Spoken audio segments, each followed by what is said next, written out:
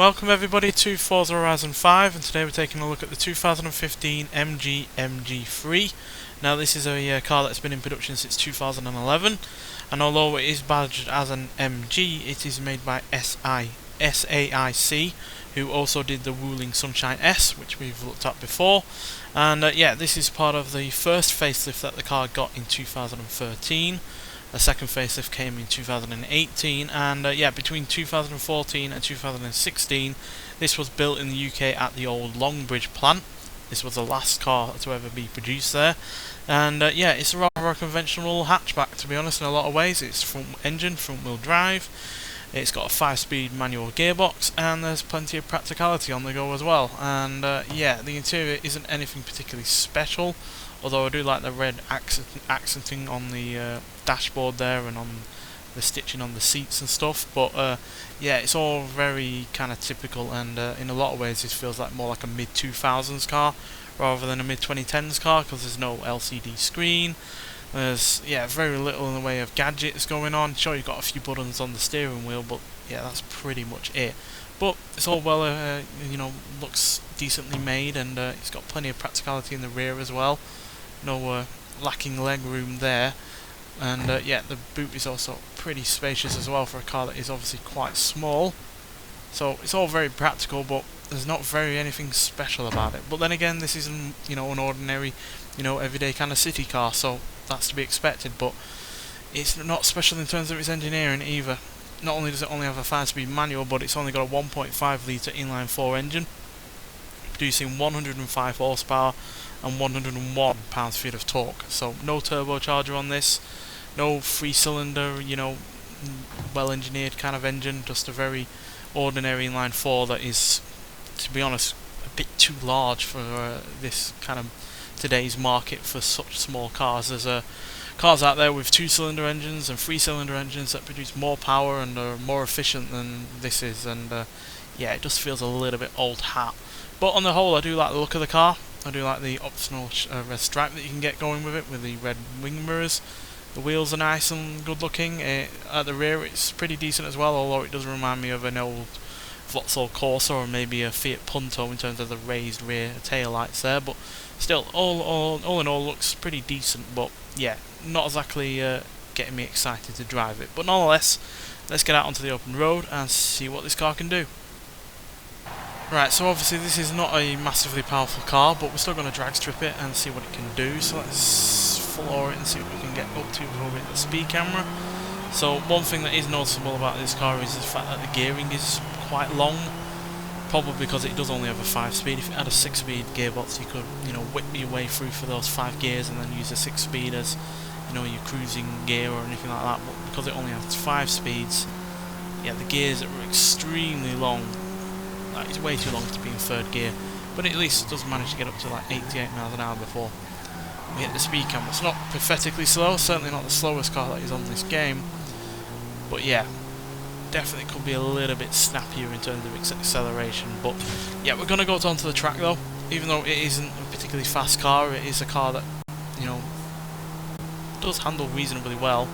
Obviously it's not got a lot of power to really challenge the chassis or the brakes or the tyres, but it does handle well for a car of its type. So let's get there and see what happens. Obviously there is a little bit of understeer, which is to be expected when you push a front wheel drive car really hard, but to be honest, it's not as dead to drive as you would expect such a mass produced car that is obviously done on the cheap to some extent. Right, so we're in D class. Oh, I did not mean to do that. Oh dear, sorry about that. Nope. Switch to normal event rivals. Right, so yeah, we're in D class, not near the bottom though. We're about mid-level, and yeah, they're the stats. So the handling and the braking is reasonable. The handling is easily the best part of it. Speed is okay, but yeah, the acceleration and the launch are pretty woeful, to be honest. But at least if you need to do a little bit of light off-roading, on a gravel path or anything like that, you're not going to get bogged down or anything. But yeah, still not a particularly exciting looking car by the stats. But I have to say, on the whole, I am pleased that a car like this is in the game. We don't have that many ordinary modern cars. It's been a long time since the likes of Forza Motorsport 4, where we had, you know, numerous city cars, you know, the likes of the Toyota Aygo or the Citroen C1, and I do miss those kind of cars being in a game like this. So yeah, I am glad that this is in the game. I just wish it was a more fun and a little bit more sprightly version of a city car on this game rather than this, but still, I'm not going to slate it because it is just adding more variety to the game. And yeah, as you know, China's first mass-produced hot hatchback that is being sold in Europe, particularly the UK, where it's been a real hot hit, it's yeah, a decent first attempt. I'll let you listen to the engine though for a little while, and then we'll talk about it some more.